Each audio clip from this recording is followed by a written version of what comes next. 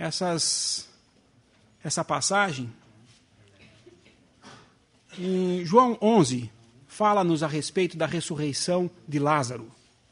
Uma história bem familiar, a grande maioria daqui, em que está envolvida Marta, Maria, irmãs de Lázaro. A esse Lázaro que está agora nessa cena aqui, morto já há 4 dias, diz a palavra, seu corpo já fedia. E nós vamos ver que essa mulher, Marta, com esse diálogo que teve com o Senhor, caracteriza uma grande maioria dos cristãos. Vamos ler então, o versículo 21. Disse, pois, Marta a Jesus: Senhor, se tu estivesses aqui, meu irmão não teria morrido. Mas também agora sei que tudo quanto pedires a Deus, Deus te concederá. Disse-lhe Jesus: teu irmão há de ressuscitar. Disse-lhe Marta: eu sei que há de ressuscitar, na ressurreição no último dia. Disse-lhe Jesus: eu sou a ressurreição e a vida. Quem crê em mim, ainda que esteja morto, viverá. E todo aquele que vive e crê em mim, nunca morrerá. Crês tu isto? Disse-lhe ela: sim, Senhor, creio que tu és o Cristo, o Filho de Deus, que havia de vir ao mundo. E dito isto, partiu e chamou em segredo a Maria, sua irmã, dizendo: o Mestre está cá e chama-te. Essa passagem, por muitas vezes eu li e nunca tinha visto um aspecto interessante aqui. Marta, ela dá várias provas de que ela conhecia a Cristo. Mas lhe faltava mais alguma coisa.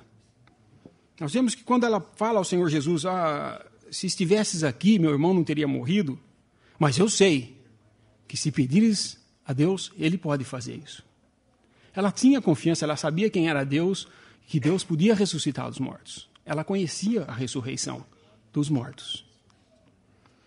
Quando o Senhor Jesus fala: teu irmão há de ressuscitar, a resposta dela foi plena e clara: eu sei que há de ressuscitar na ressurreição do último dia. Aí o Senhor Jesus faz uma afirmação a ela: eu sou a ressurreição e a vida. Crês tu nisto? Disse-lhe ela no versículo 27, Senhor, creio que tu és o Cristo, o Filho de Deus, que havia de vir ao mundo. A resposta dela não foi exatamente aquilo que o Senhor perguntou para ela. O Senhor Jesus perguntou, crês tu que eu sou a ressurreição e a vida? A resposta dela foi, Senhor, creio que tu és o Cristo, o Filho de Deus que havia de vir ao mundo. Mas ela não falou, eu creio que tu és a ressurreição e a vida. E o que chama a atenção aqui é que Marta toma uma atitude que muitas vezes eu não conseguia explicar, não entender por que ela fez isso. O Senhor tinha se revelado a ela, eu sou a ressurreição e a vida, crês tu isto? Ela responde rapidinho, vira e sai buscar sua irmã. E isso, conhecendo agora a história de quem era Marta e quem era Maria, a sua irmã, nós podemos entender o que aconteceu aqui. Em Lucas 10, quando fala sobre essas duas mulheres, quando o Senhor Jesus é recebido na casa de Marta, nós vemos que Marta estava ocupada com muitas coisas, servindo, ia na mesa e tal, mas Maria sentou-se aos pés de Jesus para ouvi-lo somente. E Marta, muito perturbada com isso, chegou até a falar, Senhor, ela aí não faz nada, e eu aqui trabalhar, será que não dá para ver a situação, que só eu trabalho aqui, ela não faz nada? A resposta do Senhor Jesus foi de uma clareza. Ela escolheu a melhor parte. Ficar aos meus pés ouvindo. E essa Marta é a mesma aqui. Quando o Senhor se revela a ela falando, eu sou a ressurreição e a vida, isso era muito para ela.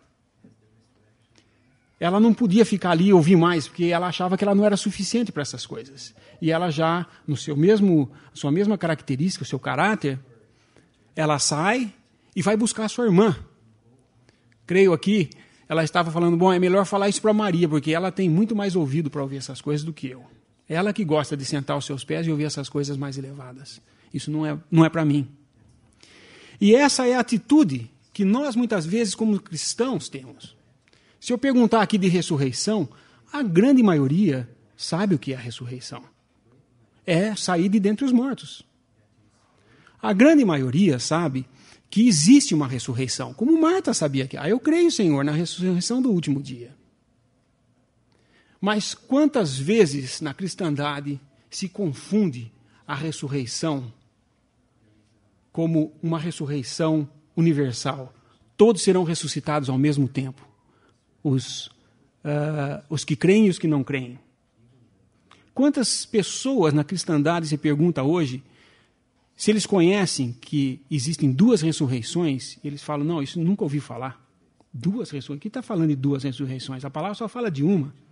E nós vamos ver, com a graça de Deus aqui, que existe muito mais do que apenas Cristo ressuscitou dentre os mortos, e isso é a prova, o fundamento da cristandade. Nós vamos ver que a ressurreição dentre os mortos, Cristo ressuscitando entre os mortos, é muito mais do que apenas a vitória sobre a morte. Vamos ler em Atos, apenas para mostrar como a verdade da ressurreição é tão importante, que Satanás, em toda a sua astúcia e toda a sua malícia, toda a sua esperteza e sabedoria para com o mal, sempre atacou esse fundamento da fé cristã, a ressurreição. Em Atos capítulo 4, já no início da igreja, nos primórdios, a igreja primitiva começando, nós vemos que já existia uma casta, né, por assim dizer, de uma religiosidade, uma religião que não acreditava na ressurreição, que eram os saduceus. Satanás colocou os fariseus na sua justiça própria, ali naquela cena, mas também colocou os saduceus, que rejeitavam a ressurreição dos mortos. Capítulo 4, versículo 1 de Atos fala, e estando eles falando ao povo, eles aqui os apóstolos, né? Pedro estava discursando, enquanto eles falavam, os apóstolos ali discursavam ao povo, sobrevieram os sacerdotes e o capitão do templo e os saduceus, doendo-se muito de que ensinassem o povo e anunciassem em Jesus a ressurreição dos mortos. Preste atenção que os apóstolos aqui não anunciavam a ressurreição de Jesus Cristo. Eles anunciavam a ressurreição em Cristo Jesus, que é uma coisa bem diferente do que Cristo tendo ressuscitado. Ele está falando a ressurreição dos mortos em Cristo. Em Cristo. Versículo 10. Olha o que eles pregavam. Seja conhecido de vós todos e de todo o povo de Israel, que em nome de Jesus Cristo, o Nazareno, aquele a quem vós crucificastes e a quem Deus ressuscitou dos mortos, em nome desse é que este estação diante de vós. Eles haviam curado um homem e eles estavam questionando sobre isso. E ele fala, esse que vós crucificastes e a quem Deus ressuscitou dos mortos, em nome desse nós pregamos. Em toda a palavra de Deus, para não me alongar muito em exemplos aqui, mostrando essas coisas, podemos lembrar, por exemplo, em 1 Coríntios 15, quando Paulo volta a pregar o evangelho a eles. Porque entre eles, alguns estavam dizendo que não existia ressurreição dos mortos. E se Cristo não ressuscitou, se não existe ressurreição, Cristo não ressuscitou. Vamos ler em 1 Coríntios 15. Capítulo 15, versículo 1, quando começa a haver um desvio da verdade, o evangelho é trazido de volta. E Paulo fala no versículo 1, também vos notifico, irmãos, o evangelho que já vos tenho anunciado, o qual também recebestes e no qual também permaneceis, pelo qual também sois salvos, se retiverdes tal como vos tenho anunciado, se não é que cresces em vão. Versículo 12. Ora, se prega que Cristo ressuscitou dos mortos, como dizem alguns dentre vós que não há ressurreição de mortos? E se não há ressurreição de mortos, também Cristo não ressuscitou. E se Cristo não ressuscitou, logo é vã a nossa pregação e também é vã a vossa fé. E assim, somos também considerados como falsas testemunhas de Deus, pois testificamos de Deus que ressuscitou a Cristo, ao qual, porém, não ressuscitou, se na verdade os mortos não ressuscitam.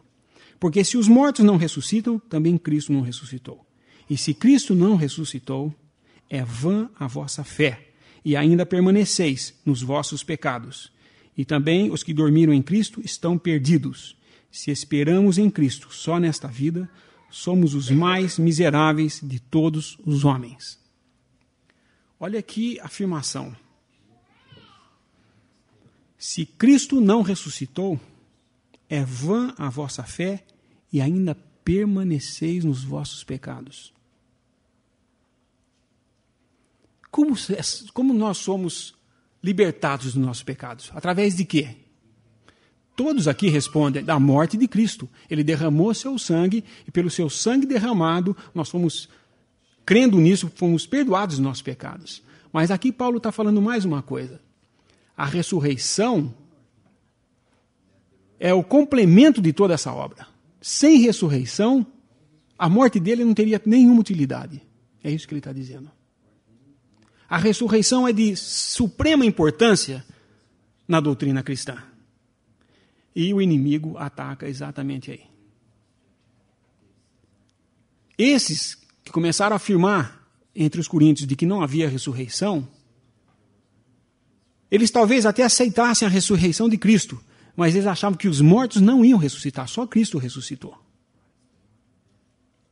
Eles desconheciam esse aspecto de que a ressurreição de Cristo é a luz dos céus brilhando naquele túmulo e trazendo ele para fora vencedor. Aquilo que era a coroa de Satanás, aquele túmulo com aquela pedra colocada na frente, era a coroa de Satanás. Satanás falou, venci. Está morto o Criador de todas as coisas. E Satanás talvez tenha até achado que havia tido vitória. Mas onde está a vitória? Cristo ressuscitou. A morte não o segurou naquela tumba. Ele ressuscitou. Mas a importância dessa ressurreição é que ao ressuscitar, aqueles que nele creem foram naquela cruz perdoados. No seu sepultamento, o seu velho homem também foi sepultado. E Cristo ressuscitou. E todo aquele que nele crê é ressuscitado com ele. Então a ressurreição já veio. Exatamente aí nós vemos o oposto dessa doutrina mais à frente, quando Himeneu e Fileto, em 2 Timóteo, capítulo 2, versículo 16, 17 e 18. Mas evita os falatórios profanos, porque produzirão maior impiedade. E a palavra desses roerá como gangrena, entre os quais são Himeneu e Fileto, os quais se desviaram da verdade, dizendo que a ressurreição era já feita, e perverteram a fé de alguns. Vemos aqui o outro extremo da coisa. Alguns asseverando que a ressurreição já havia ocorrido. Não é de Cristo, mas é do cristão. Era uma coisa já que eles podiam manifestar ao mundo. E esse é o ponto crucial de que nós cristãos devemos buscar na palavra de Deus. Não como Marta, que a hora que ouviu de Deus a afirmação, eu sou a ressurreição e a vida, fala, eu creio que Jesus veio para morrer pelos meus pecados e eu vou chamar mais alguém que precisa ouvir isso e buscar alguém. Não. Vamos parar aos pés do Senhor e ver o que Ele tem para falar para nós sobre a ressurreição. Evangelho de João,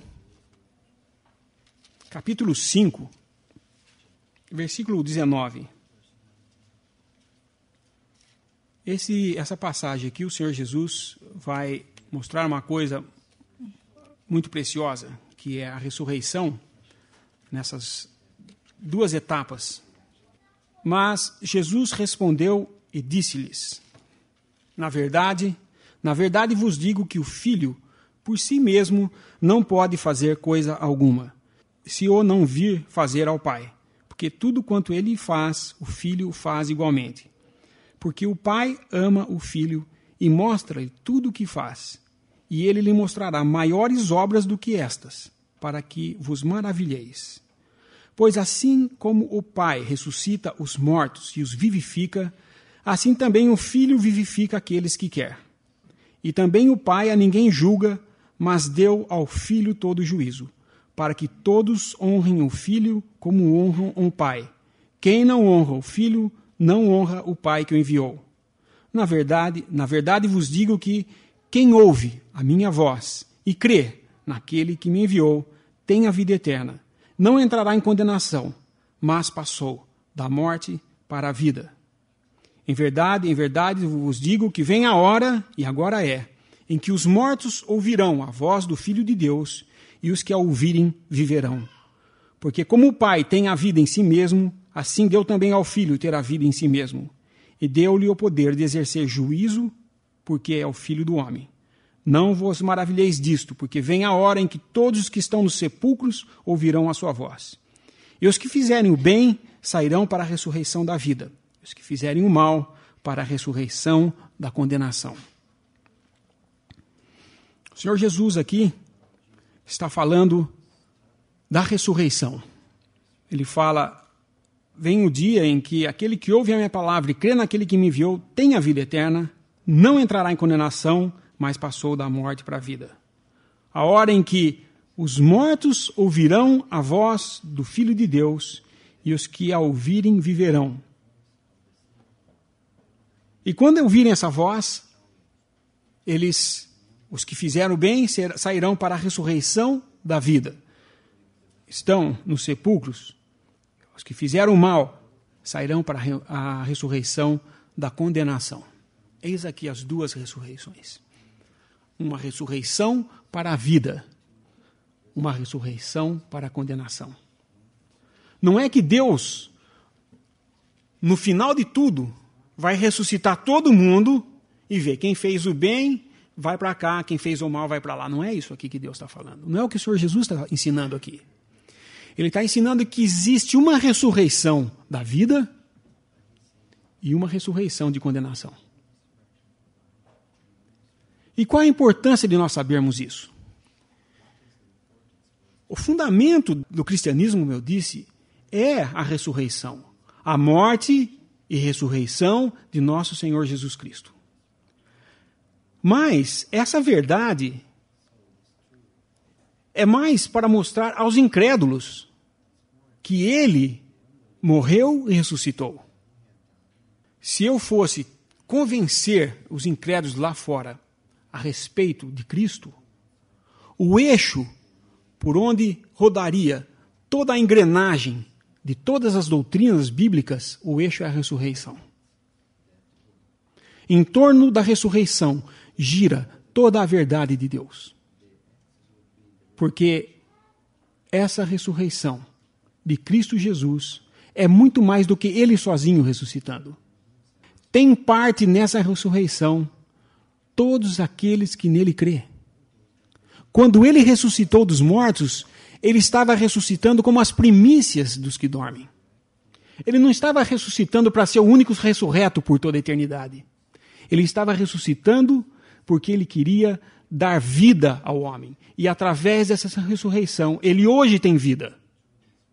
O Pai tinha essa autoridade, Ele diz aqui, tudo que o Pai faz, Ele vê o Pai fazer, Ele faz. Assim como o Pai ressuscita os mortos, Ele também ressuscita. Mas Ele julga, o Pai não. O Pai não julga. Deu ao Filho o julgar. Por isso, o Senhor Jesus, ressuscitado dentre os mortos, tem hoje vida para comunicar a todo aquele que se achega a Ele. Esse poder de ressurreição e vida é a nossa força motriz, eu posso dizer. como cristão. Se hoje eu creio em Cristo e vivo uma vida cristã, é no poder que ressuscitou a Cristo dentre os mortos. Vamos ler em Efésios. Em Efésios nós vamos ver o apóstolo Paulo orando exatamente nesse sentido. Capítulo 1 de Efésios, 17 a 20. Para que o Deus de nosso Senhor Jesus Cristo, o Pai da glória, vos dê em seu conhecimento o espírito de sabedoria e de revelação, tendo iluminados os olhos do vosso entendimento, para que saibais qual seja a esperança da sua vocação, e quais as riquezas da glória da sua herança nos santos, e qual a sobreexcelente grandeza de seu poder sobre nós, os que cremos, segundo a operação da força do seu poder, que manifestou em Cristo, ressuscitando dos mortos e pondo à sua direita nos céus. Paulo aqui estava orando para que os nossos olhos fossem iluminados e o nosso entendimento, os olhos do nosso entendimento iluminados, para nós entendermos as riquezas da glória da sua herança nos santos e a sobreexcelente grandeza do seu poder sobre nós os que cremos. Não é a ressurreição como uma prova para o mundo de que Cristo venceu a morte só. É o poder que lhe ressuscitou a Cristo dentre os mortos, é o poder que age sobre nós hoje. Muitos cristãos se contentam em saber que Jesus é seu Salvador. Ah, meus pecados já foram pagos na cruz e está tudo bem. E agora eu posso viver aqui do jeito que eu quiser, porque já sou perdoado dos pecados. Mas não é aí que para a coisa. Ele ressuscitou e agora nós que cremos, ressuscitamos com ele. Esse é o corpo ressuscitado já? De modo nenhum. Mas o que me caracteriza, o que me diferencia de um incrédulo hoje? Muitos podem dizer, bom, o andar. Talvez deveria ser mesmo o andar, mas eu vou dizer para vocês, existem muitos incrédulos que têm uma vida moral impecável às vezes. Aos olhos dos homens, eu estou dizendo, hein? Eles podem andar de uma maneira socialmente correta, serem honestos, pagarem suas contas, não mentirem, não roubarem, não cometerem qualquer tipo de coisa que a média normal aceita como sendo um padrão bom de moral. São perdidos, porque eles têm o pecado de não aceitarem a Cristo como Salvador. Mas eles podem, às vezes, ter uma vida até moralmente boa. Por que não? O mundo sabe falsificar muito essas coisas, né? Por quanto tempo ele vai ter essa vida, eu também não sei. Mas o que eu estou querendo dizer aqui é que o que me diferencia hoje de um incrédulo é uma coisa só. Eu creio em Jesus Cristo como meu Salvador, eu creio nesse Evangelho, eu tenho o Espírito Santo. Em Romanos fala, porque se alguém não tem o Espírito Santo, esse não é dele. É tão simples como isso. Qual a diferença entre um cristão e um incrédulo? O cristão tem o Espírito Santo. O incrédulo não.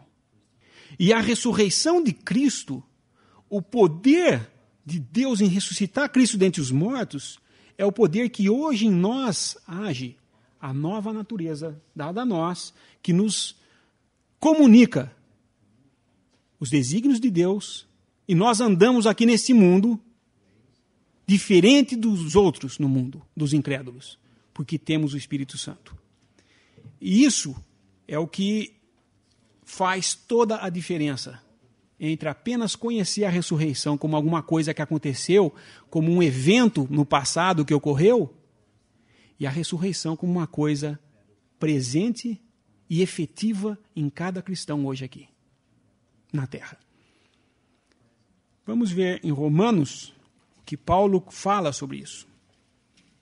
Porque nós vamos ver que essa ressurreição de Cristo dentre os mortos está diretamente conectada com a nossa justificação e com a nossa santificação. Capítulo 1 de Romanos, versículo 4.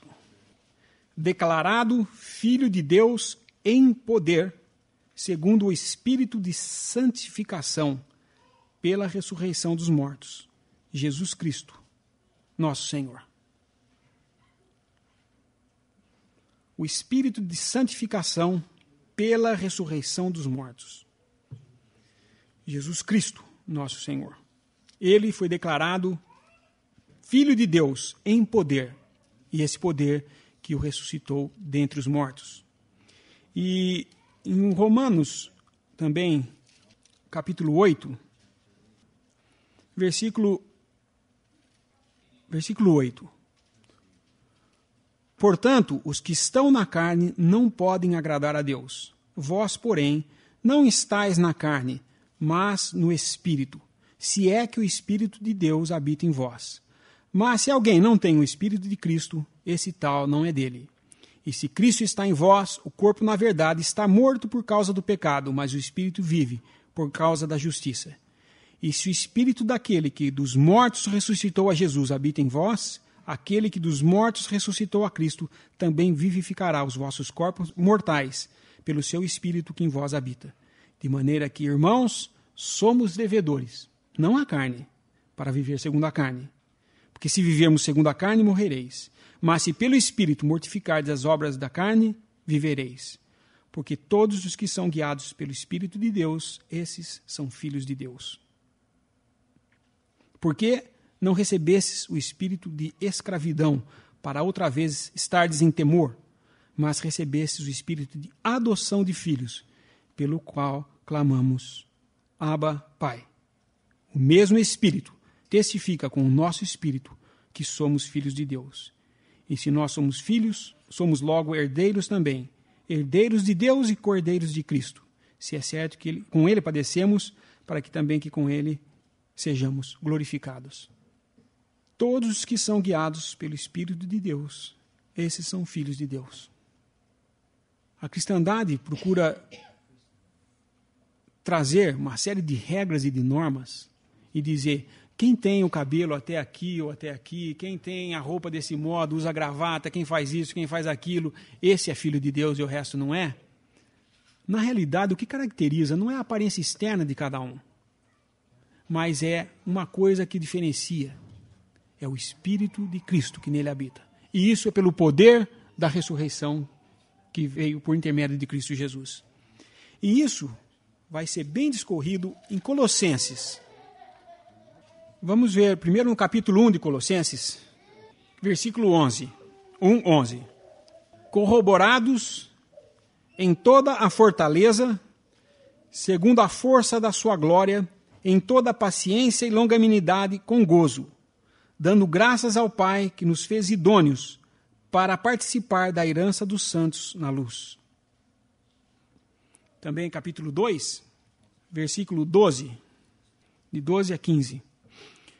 Sepultados com ele no batismo, nele também ressuscitastes pela fé no poder de Deus, que o ressuscitou dos mortos. E quando vós estáveis mortos nos pecados e na incircuncisão da vossa carne, vos vivificou juntamente com ele, perdoando-vos todas as ofensas, havendo riscado a cédula que era contra nós nas suas ordenanças, a qual de alguma maneira nos era contrária, e atirou do meio de nós, cravando-a na cruz. Despojando os principados e potestades, os expôs publicamente, e deles triunfou em si mesmo. Nós vemos aqui que nós fomos sepultados com ele no batismo. E fomos ressuscitados pela fé no poder de Deus, que o ressuscitou dos mortos. Assim, essa obra foi completada quando ele ressuscitou. E hoje, quando eu creio, esse corpo que aqui está não é um corpo ressuscitado. É um corpo que geme, que sofre, que se o senhor não voltar antes, vai ter que enfrentar a morte, mas a morte física. A morte espiritual, essa nunca vai ocorrer. E aqueles que creem, tem mais uma coisa ainda. Eles já têm a vida de Cristo, comunicada pelo Espírito que neles habita. Porém, nós vamos ver no capítulo 3 de Colossenses, que essa vida está escondida com Cristo em Deus. Capítulo 3, versículo 1 de Colossenses. Portanto, se já ressuscitastes com Cristo, buscai as coisas que são de cima, onde Cristo está sentado à destra de Deus. Pensai nas coisas que são de cima e não nas que são da terra, porque já estáis mortos e a vossa vida está escondida com Cristo em Deus. Quando Cristo, que é a nossa vida, se manifestar, então também vós vos manifestareis com ele em glória. Irmãos, a solenidade desses versículos e a profundidade dessa ressurreição deve estar enraizada em nossos corações. Aqui está a chave, o segredo de uma vida cristã frutífera. Como eu disse, muitos cristãos se conformam ou se contentam pelo fato de ter conhecimento de que existiu um Salvador que morreu por ele, que seus pecados estão pagos. Mas ele vive na energia de sua própria vontade. Ele não desfruta ainda da energia, do poder, da grandeza desse poder que está sobre nós, que foi exercida para ressuscitar Cristo dentre os mortos e colocá-lo à direita de Deus. É esse poder que nós temos. Não é nosso, é de Deus em nós.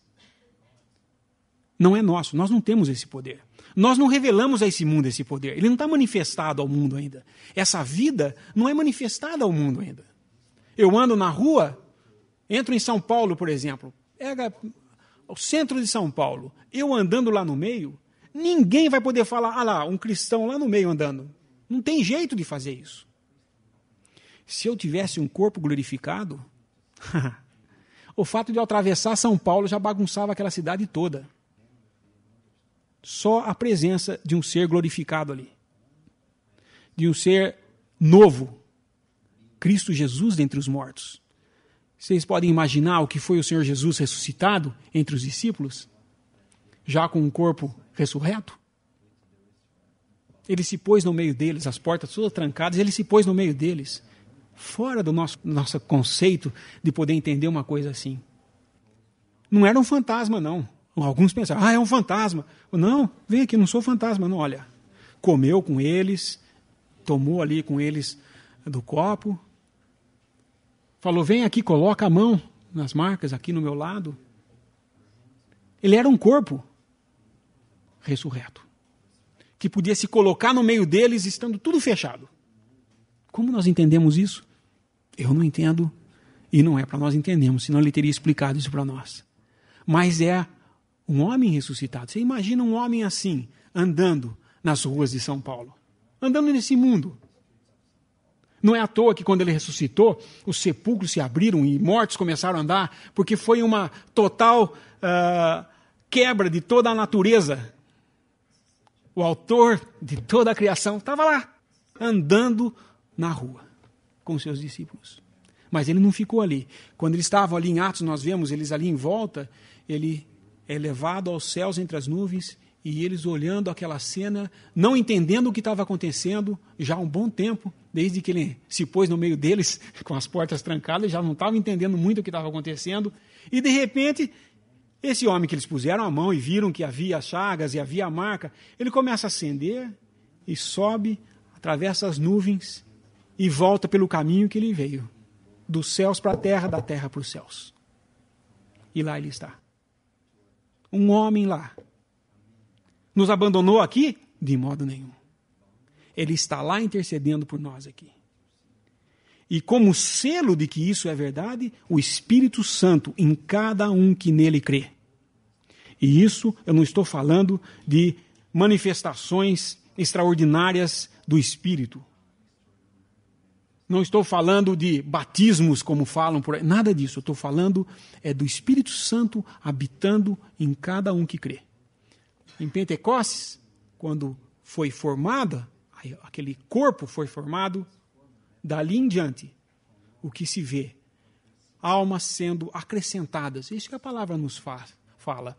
Ela não nos fala de cada grupo reunido, pá, o Espírito Santo caía ali de novo, todos falavam em línguas. Senão até hoje a gente teria isso, né? Alguns pretendem isso, mas não conseguem, viu? É só encenação. Porque, na realidade, a assembleia, a igreja, foi iniciada no dia de Pentecostes e continua até hoje. Eu dou sempre esse exemplo, que é como um exército.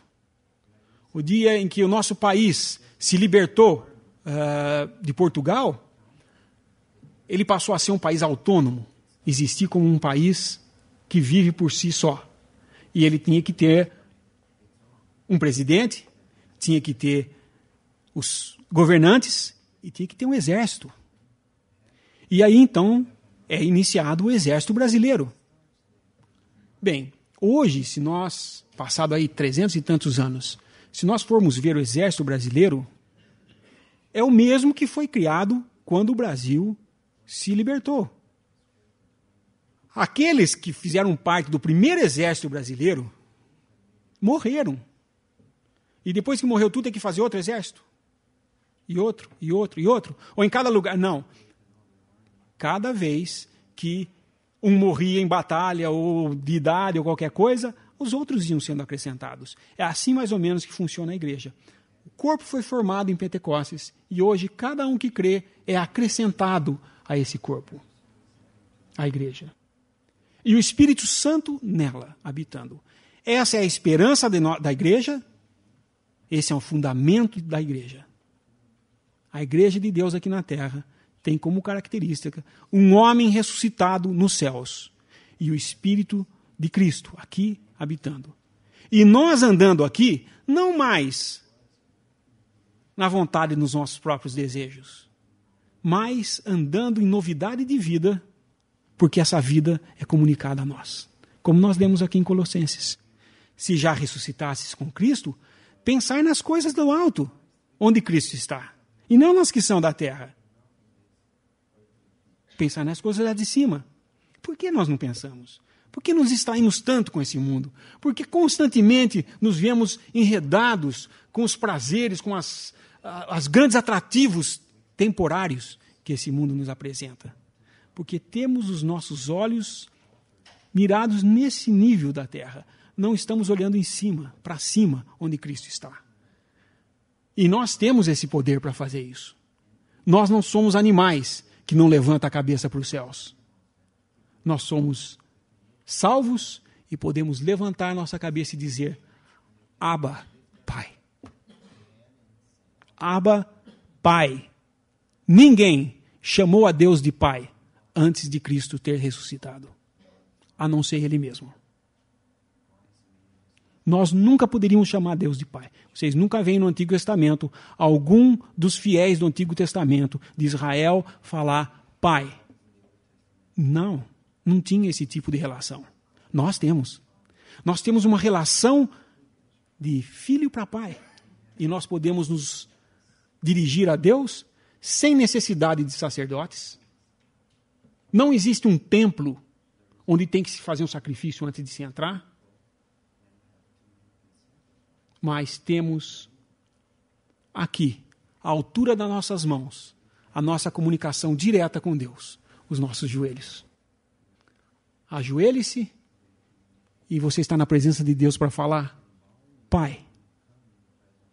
Pedir tudo. Trazer tudo diante dele. No poder que dele mesmo vem, que emana dele para nós, cujo canal de comunicação é o Espírito que em nós habita. Porque se nós não temos o Espírito, nós não somos cristãos. Mas nós somos cristãos. E Cristo ressuscitou. E por isso nós temos vida agora. Nele. Não fora dele. Não nós que vivemos na nossa própria vontade. Mas Ele pode viver. Isso não é que a ressurreição já aconteceu. Isso aqui é uma coisa particular da igreja.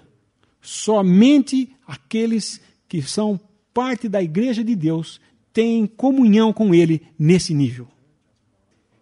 Essa primeira ressurreição começou com Cristo. Ele ressuscitou dos mortos. E haverá um dia em que Ele voltará e vai ressuscitar, essa é a ressurreição da vida, vai ressuscitar todos aqueles que têm esse selo do Espírito Santo. Todos aqueles que são crentes vão ressuscitar, ser transformados. Os que estão vivos ainda também serão transformados e unidos vão encontrar com o Senhor. Essa é a primeira ressurreição. A ressurreição da vida, da qual nós temos participação por obra, poder de Deus, não por nós. Ele fez isso por nós. Mas o poder de Deus que ressuscita aos cristãos dentre os mortos, também ressuscita a incrédulos. Não porque eles têm o Espírito Santo, não porque eles fizeram alguma coisa boa, nada disso. Mas eles serão ressuscitados para a condenação. E isso é o que o Senhor Jesus falou. A ressurreição para a vida e a ressurreição para a condenação. Assim, o fundamento de todo o Evangelho é a ressurreição. O poder pelo qual nós andamos aqui na terra era a ressurreição de Cristo. E nós temos esse poder às mãos. Está ao nosso alcance. Não é alguma coisa hipotética, impossível de ser alcançada, ou que precisa haver níveis de entendimento, de elevação, até ser espiritual a ponto de entender isso. Não. Isso é para cada simples ovelhinha que crê em Cristo Jesus. Do menorzinho aqui até o mais idoso, todos têm o poder de Deus nele, se ele crê, para o manter neste mundo, e ele tem que estar com seus olhos levados para cima, onde Cristo está, e da onde ele virá para nos buscar. Qual deve ser o nosso caminho aqui na terra? Equivale todas as atrações que o mundo pode oferecer para nós, se nós temos coisas eternas garantidas nos céus. Com a morte do meu sogro, uma pessoa me fez um comentário, porque havia aquela comoção toda, e o consolo era que, olha, ele está com o Senhor, na presença do Senhor, isso é maravilhoso. E uma pessoa me fez uma observação, ela falou assim, e se depois de tudo isso nós estivermos errado, hein? Se esse negócio de ressurreição não for verdade, como é que fica? Porque nunca ninguém veio de lá para falar para nós. Olha, você está enganada, porque veio sim. Jesus ressuscitou. Essa é a certeza. Não creio que meu sogro está hoje com o Senhor porque ele foi bom, ou porque ele era muito laborioso, ou que trabalhava. Não. O que o levou para os céus foi uma obra. Cristo. Cuja obra foi coroada com uma coisa, a ressurreição. E ele agora, lá nos céus, aguarda, cuidando de nós aqui na terra, e aqueles que aqui morrem, imediatamente com ele, já na presença. Ele falou àquele ladrão ao seu lado, hoje estarás comigo no paraíso. Não é amanhã ou depois, ou você vai dormir, quando eu voltar, você vai me ver, não. Ele falou hoje. Nós temos essa bendita esperança de estarmos com o Senhor a qualquer momento. Por que os nossos olhos olham para baixo, então?